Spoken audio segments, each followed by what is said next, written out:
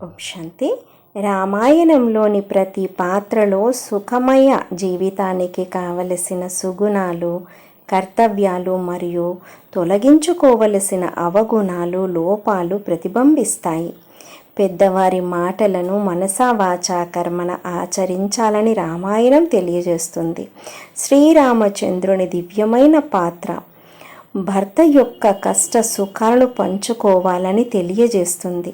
సీతమ్మ తల్లి అపురూప దివ్యగాథ మనసును ప్రశాంతంగా ఉంచుకునేందుకు మందార వంటి వారి నుండి ఆమడ దూరంలో ఉండాలని అర్థం తెలియచేస్తుంది.